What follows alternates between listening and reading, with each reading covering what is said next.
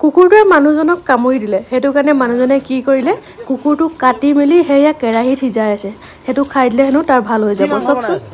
আজব অসমত আজব ঘটনা সসা আৰু দেখো স্যাৰ ভিতৰ ললে কি মাংস কুকুৰ মাংস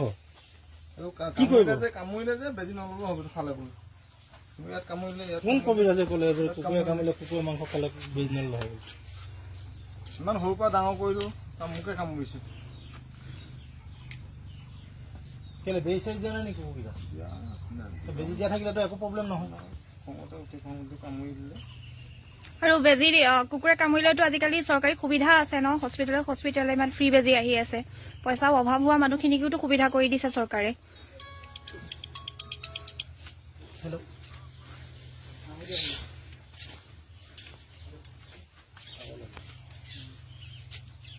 এইখিনি পুতি দিব লাগিব